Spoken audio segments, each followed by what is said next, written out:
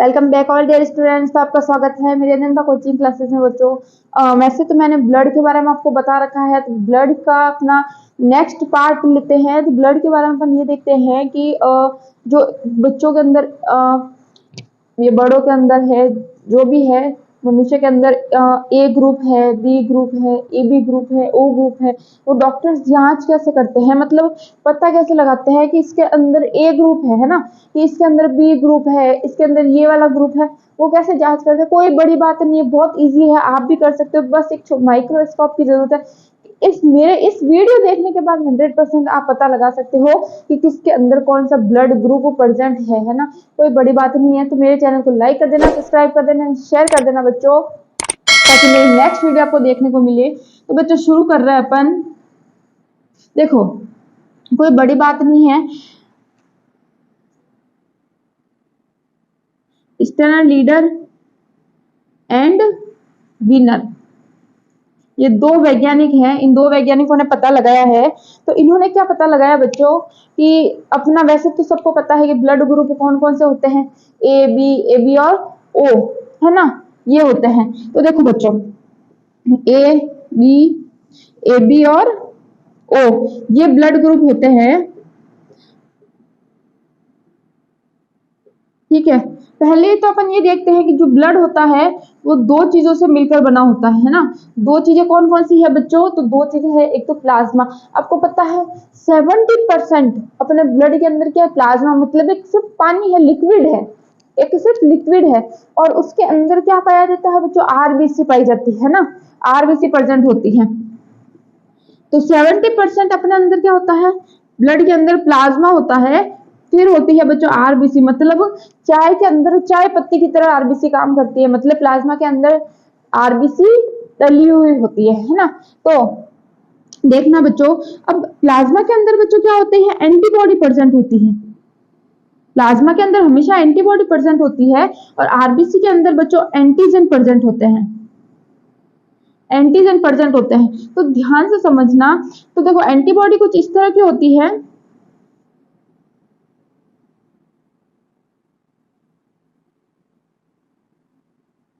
देखो एंटीबॉडी की बात अपन बाद में करेंगे, वैसे इतनी जरूरी नहीं, लेकिन अपने को बात करनी है अभी आरबीसी के बारे में, एंटीजन के बारे में।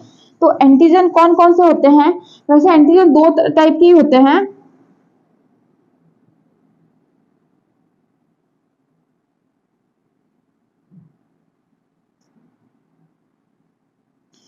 देखना, बस इनका शेप थोड़ा ध्यान रखना, सब खेल इनके शेप के ऊपर है। कौन सा किस में प्रेजेंट होता है, कौन सा है, सिर्फ और सिर्फ इनके शेप के ऊपर प्रेजेंट है, कौन सा कैसा दिख रहा है। ये जो आपको चांद जैसी स्ट्रक्चर दिख रही है बच्चों, ये चांद जैसी स्ट्रक्चर, ये चांद जैसी स्ट्रक्चर जो आपको दिख रही है बच्चों, वो है स्मॉल बी। और जो ये आपको एक वी जैसी स्ट्रक्चर दिख रही है, वो है बच्चों स्मॉल ए एंटीजन, है ना। ये दो एंटीजन, बस शेप का थोड़ा सा ध्यान रखना, आप पहचान लोगे। देखो ये एक बार स्क्रीनशॉट ले लेना इनके बारे में, फिर आप नेक्स्ट बता रही हूं मैं।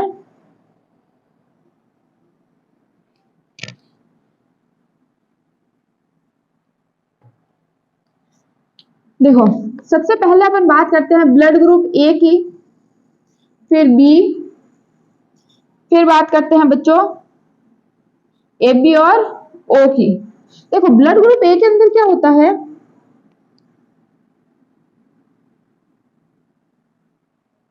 ए है, इसके अंदर मान लो मैंने ये ब्लड ग्रुप बना दिया ए।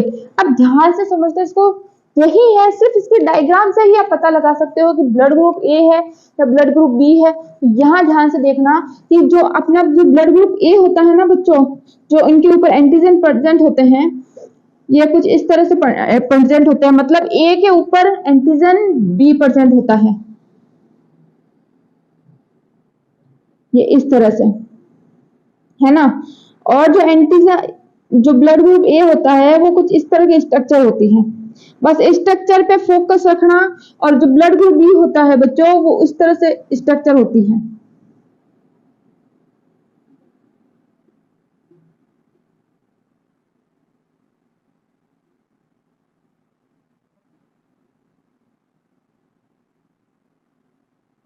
इस तरह से स्ट्रक्चर होती है, मतलब बी और ए। देखो ब्लड ग्रुप ए के अंदर आप ध्यान रखना है बिल्कुल इसको उल्टा बी प्रेजेंट होता है, बी के ऊपर ए प्रेजेंट होता है, ये ध्यान रखना। तो देखो अभी इसके ऊपर ये और इसके ऊपर वो क्यों प्रेजेंट है, ताकि क्या जो चांद जैसे आपको स्ट्रक्चर दिख रही है वो इसके अंदर फिट ना हो, मतलब इसके अंदर ये फिट नहीं होगी, तो फिट नहीं होगी तो ये इसके अंदर फंसेगी नहीं, है ना। ब्लड ग्रुप ए के अंदर जो एंटीजन है वो फंसेगा नहीं, इसलिए एक ये उल्टी प्रेजेंट होती है, मतलब इस बी वाले में ए और ए वाले में बी प्रेजेंट होती है। फिर देखो जो ए एंटीजन होता है उसके ऊपर कुछ इस त्रिभुज जैसी स्ट्रक्चर होती है, मतलब एक त्रिभुज कैसे होता है, इस तरह से, इस तरह की स्ट्रक्चर प्रेजेंट होती है ब्लड ग्रुप ए के अंदर। और जो ब्लड ग्रुप बी है उसके अंदर एक चांद जैसी स्ट्रक्चर गोलनुमा, ये जो आपको संरचना दिख रही है, ये इस तरह की स्ट्रक्चर प्रेजेंट रहती है, ये चांद जैसी संरचना, है ना। तो डॉक्टर क्या करता है, जब वो आपका ब्लड लेता है तो क्या करता है, उसको एक स्लाइड पे रखता है। कभी आपने देखा होगा एक छोटी सी पतली सी कांच जैसे आपको स्लाइड दिखी होगी, तो स्लाइड पे रख देता है ना। स्लाइड पे इसलिए रखता है ताकि उसको पतला कर सके, ताकि उसको देख सके। तो ब्लड लिया उसने, स्लाइड पे रखा, माइक्रोस्कोप के अंदर उसने नीचे रखा, माइक्रोस्कोप में उसने देखा, उसने क्या देखा, माइक्रोस्कोप में ऐसा क्या देखता है कि जिसको देख के पता चल जाता है, तो वो स्ट्रक्चर देखता है बच्चों कि वहां जो एंटीजन प्रेजेंट है वो इस तरह की स्ट्रक्चर है या फिर इस तरह की स्ट्रक्चर है ना। मैंने तो ज्यादा बढ़िया नहीं बनाया है क्योंकि अपने पास इतना टाइम नहीं है, वीडियो लॉन्ग हो जाएगी अपनी। देखो बच्चों इस तरह की स्ट्रक्चर है तो ब्लड ग्रुप ए, अगर चांद जैसी स्ट्रक्चर दिखेगी उसको एंटीजन पे तो ब्लड ग्रुप बी हो जाएगा। ये तो चलो ए बी का तो उसने पता लगा लिया, भाई इस तरह की स्ट्रक्चर है तो ए, इस तरह की स्ट्रक्चर है तो बी। फिर वो ए बी का पता कैसे लगाएगा, है ना, ए बी का पता उससे कैसे लगाएगा, तो बच्चों ऐसे लगाएगा, देखना जो ए बी ब्लड ग्रुप होता है वो कुछ इस तरह की स्ट्रक्चर होती है। ए बी ब्लड ग्रुप के अंदर इस तरह की स्ट्रक्चर होती है, मतलब दोनों टाइप की संरचनाएं होती है और दोनों एंटीजन प्रेजेंट होते हैं।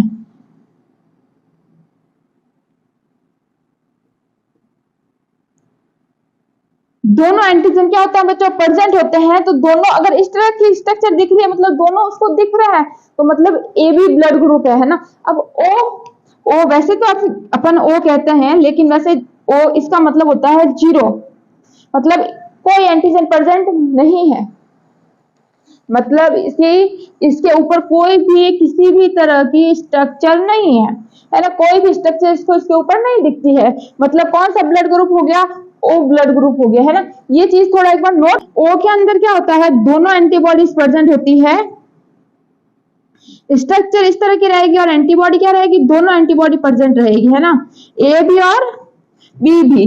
तो ज्यादातर देखना कि ए जो ओ ब्लड ग्रुप वाले होते हैं वो बीमार बहुत कम पड़ते हैं, बहुत कम चांस पे बीमार होने के चांस उनके रहते हैं। फिर देखो क्योंकि ओ थोड़ा स्ट्रांग होता है। फिर देखो बच्चों आपने एक RH फैक्टर के नाम तो जरूर सुना होगा, RH फैक्टर पढ़ा नहीं हो या याद नहीं हो, लेकिन कहीं ना कहीं दिमाग में कहीं ना कहीं सुन रखा हो तो याद करो कि अब RH फैक्टर क्या होता है ना। तो वो देखते हैं। पर RH फैक्टर एक विनर नामक एक वैज्ञानिक था, विनर नामक एक वैज्ञानिक था। इस वैज्ञानिक ने क्या किया, इस विनर नामक वैज्ञानिक ने क्या किया कि जो लाल मुंह वाले आपने बंदर देखे हैं, अपनी शक्लें मत देखना, लाल मुंह वाले बंदरों की बात कर रही हूँ मैं। तो जो लाल मुंह वाले बंदर होते हैं तो उनका ब्लड लिया विनर ने, क्या किया, उनका ब्लड लिया। मतलब उन ब्लड के अंदर उसने जब जांच करी उस ब्लड की, तो उसने क्या देखा, उसने ब्लड के अंदर क्या देखा कि उसको ब्लड की स्ट्रक्चर तो दिखी, लेकिन या तो ए बी वाला हो या फिर बी वाला हो या ए वाला हो या ए बी हो, कोई भी हो, लेकिन उसको उसके साथ एक और स्ट्रक्चर दिखी कुछ इस तरह की, चौकोर उसको कुछ स्ट्रक्चर दिखी इस तरह की, है ना, कुछ इस तरह की स्ट्रक्चर दिखी।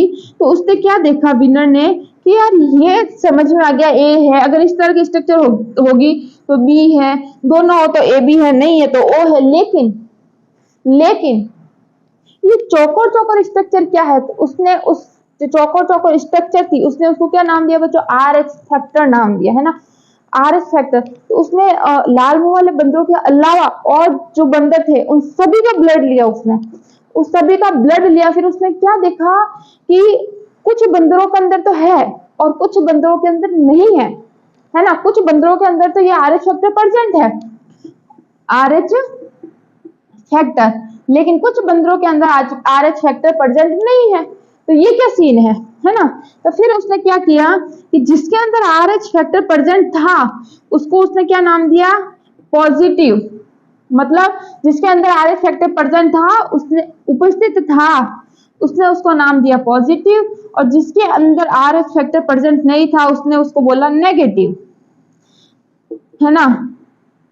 नेगेटिव मतलब अपन कहते हैं ना B positive, B negative, O positive, O negative. तो ये नेगेटिव और पॉजिटिव का मतलब होता है जिसके अंदर RH फैक्टर प्रेजेंट है वो तो है बच्चों पॉजिटिव, और जिसके अंदर RH फैक्टर प्रेजेंट नहीं है वो है बच्चों नेगेटिव, है ना।